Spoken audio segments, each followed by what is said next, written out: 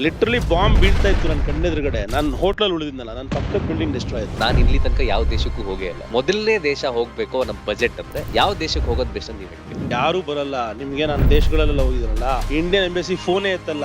ನಮ್ಮ ಕರ್ನಾಟಕದ ದೊಡ್ಡ ಎಲ್ಲ ರಾಜಕಾರಣಿಗಳನ್ನ ತಗೊಳ್ಳಿ, ಸಿನಿಮಾ ಸ್ಟಾರ್ಸ್ ನ ತಗೊಳ್ಳಿ, ಅವ್ರು ಯಾರ ಮಕ್ಕಳು ಕನ್ನಡ ಮಾತಾಡೋದು. ಇವಾಗ ಇಮಿಗ್ರೇಷನ್ ರೂಲ್ಸ್ ಇಷ್ಟೊಂದು ಸ್ಟ್ರಾಂಗ್ ಆಗ್ತಿರೋದು ಬೇರೆ ಬೇರೆ ದೇಶಗಳಲ್ಲಿ. ಯಾಕಂದ್ರೆ ಎಲ್ಲಾ ಕಡೆಯಿಂದ ಬಂದು ಸೇರ್ಕೊಂಡ್ಬಿಟ್ರೆ ಜನ ಅಲ್ಲಿ ಲೋಕಲ್ ಈಗ ನಮ್ಮ ಕರ್ನಾಟಕದ ಕಥೆನೂ ಅದೇ ತಾನೆ. ಗುರು, ನಿನ್ನ ಹಾಡನ್ನ ನಾನು FM ಅಲ್ಲಿ ಹಾಕ್ಬೇಕು ಅಂತಿದ್ರೆ ನಾನು ಲಿಸ್ಟ್ ಕೊಡ್ತೀನಿ ನಿಮಗೆ, 5 ಸಿಂಗರ್ಸ್ ಹಿಂದಿದ್ದು 5 ಸಿಂಗರ್ ಲಿಸ್ಟ್ ಕೊಡ್ತೀನಿ, ಹೋಗಿ ಆಡ್ಸ್ಕೊಂಬ. ನೀನು ಕರ್ನಾಟಕದಲ್ಲಿ ಹಾಡುಗಾರರೆಲ್ಲ ಹಾಡಿಸಿದ್ರೆ ನಾನು ಪ್ಲೇ ಮಾಡಲ್ಲ. ನನ್ನನ್ನು ಕೂಡ ಎನ್ಕ್ವೈರಿ ಮಾಡಬೇಕು ಅನ್ನೋಷ್ಟು ಕಾಮೆಂಟ್ ನೀವು ಮಾಡೋಷ್ಟು ಇಂಡಿಯನ್ ಇಂಟೆಲಿಜೆನ್ಸ್ ಅಷ್ಟು ವೀಕ್ ಅಲ್ಲ. ಆಲ್ಮೋಸ್ಟ್ ಪ್ರಾಬ್ಲಿ ವರ್ಲ್ಡ್ ಅಲ್ಲಿರೋ ಅಷ್ಟು ಕಾನ್ಫ್ಲಿಕ್ಟ್ ನ ಝೋನ್ಸ್ ಆಲ್ರೆಡಿ ವಿಸಿಟ್ ಮಾಡಿದೀನಿ, ತೋರಿಸಿದೀನಿ. Iraq, Iran, Nepal, Israel, Palestine, Ethiopia, Afar, western Morocco, ನೀವು ಯು ನೇಮ್ ಇಟ್ ನೀವು ರೋಡಲ್ಲಿ ಹುಡುಗಿರೋ ಇಷ್ಟು ಚೆನ್ನಾಗಿ ಹುಡುಗಿ ಅಂತ ಅವಳೇನೋ ಹಿಂದೆ ತಿರುಗಿದ್ರೆ ನೋಡಿದ್ರೆ ನೀವು ಕಣ್ಣು ಇಷ್ಟುತ್ತಾ ಇರುತ್ತೆ. ಅಂದ್ರೆ ಈಗ ಟಫೆಸ್ಟ್ ಇಮಿಗ್ರೇಷನ್ ಯಾವ ಕಂಟ್ರಿ? ಒಳ್ಳೆ ರಿಲೇಶನ್ಶಿಪ್ಸ್ ನ ಯಾವತ್ತೂ ಮೇಂಟೈನ್ ಮಾಡ್ಕೋಬೇಕು ಅಂತ. ಭೂಮಿಗೆ ಬಿದ್ದ ಬೀಜ, ಎದೆಗೆ ಬಿದ್ದ ಅಕ್ಷರ, ಇಂದಲ್ಲ ನಾಳೆ ಫಲ ಕೊಡುವುದು. ಆಪಲ್ ಮರ ಹಾಕಿದ್ರೆ ಪೊಮಗ್ರನೇಟ್ ಬರಲ್ಲ ಆಚೆ.